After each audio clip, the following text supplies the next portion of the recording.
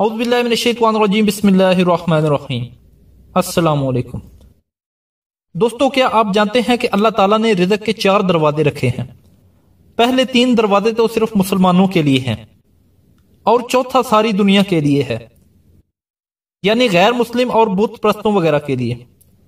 رزق حاصل کرنے کا سب سے پہلا دروازہ نماز ہے۔ جو شخص بھی نماز کا اہتمام کرتا ہے اللہ تعالیٰ اس کو برکت والا رزق عطا فرماتے ہیں۔ نماز کے وقت سے پہلے یا وقت ہوتے ہی اس کی تیاری میں لگ جانا چاہیے۔ دوسرا دروازہ استغفار ہے۔ جو شخص کثرت سے استغفار کرتا ہے اللہ پاک اسے غیب سے رزق عطا فرماتے ہیں، کیونکہ ایک حدیث کا مفہوم ہے کہ جو کثرت سے استغفار کرتا ہے اللہ تعالیٰ اسے ہر غم سے نجات عطا فرماتے ہیں اور ہر پریشانی میں راستہ دیتے ہیں، اور ایسی جگہ سے رزق عطا فرماتے ہیں جہاں اس کا گمان بھی نہیں ہوتا۔ علماء اکرام فرماتے ہیں کہ کثرت کا مطلب کم از کم 300 سے زائد مرتبہ استغفار کرے گا۔ استغفار کرے گا تو انشاءاللہ اسے بہترین رزق ملے گا۔ رزق حاصل کرنے کا تیسرا دروازہ تقوی ہے۔ تقوی کے معنی گناہوں سے بچنا ہے۔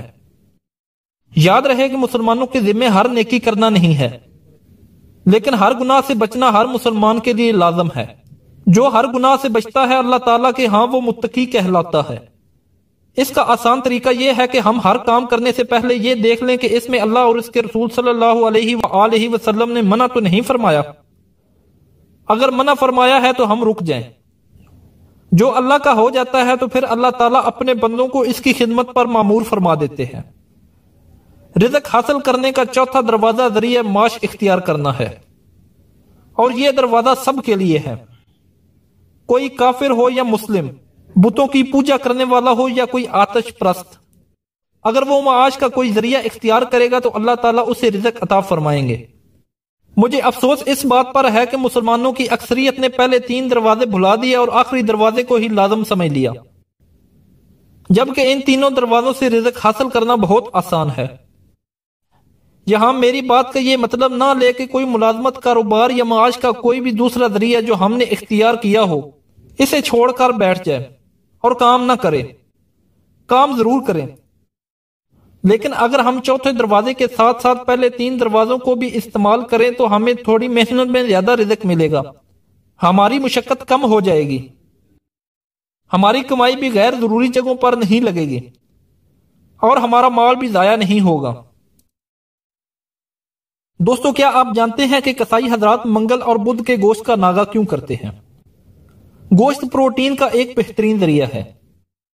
آپ اس کی اہمیت کا اندازہ اس بات سے لگا سکتے ہیں کہ حضور نبی کریم صلی اللہ علیہ وآلہ وسلم کو گوشت بہت پسند تھا۔ آپ نے اسے کھانوں کا سردار قرار دیا۔ حضرت ابو ہریرہ سے مروی ہے کہ رسول اللہ صلی اللہ علیہ وآلہ وسلم نے فرمایا کہ گوشت کا سالن دنیا اور آخرت میں سب سالنوں کا سردار ہے، اور یہی وجہ ہے کہ معاشرے کے مختلف افراد اپنی حیثیت اور اپنی استطاعت اور پسند کے مطابق مختلف جانوروں کے گوشت کو استعمال میں لاتے ہیں۔ جب حضرت آدم علیہ السلام کے 2 بیٹوں حابیل اور قابیل کے درمیان جھگڑا ہوا تو قابیل نے حابیل کے سر پر پتھر مار کر اسے قتل کر دیا، تو وہ دن منگل کا دن تھا، اور قابیل قریباً 2 دن تک منگل اور بدھ کو حابیل کی لاش کو اٹھائے پھرتا رہا کہ اس کی لاش کا کیا کروں اور اسے کیسے ٹکانے لگاؤں، کیونکہ تب یہ دنیا کا پہلا قتل تھا۔ تو قابیل کو معلوم نہیں تھا کہ کسی انسان کے مرنے کے بعد اس کے ساتھ کیا کیا جاتا ہے۔ اسی مناسبت سے پاکستان میں کسی بھی جانور کو منگل اور بدھ کے دن ذبح کرنے سے پرہیز کیا جاتا ہے۔ بعض لوگوں کا خیال ہے کہ منگل خون کا دن ہے۔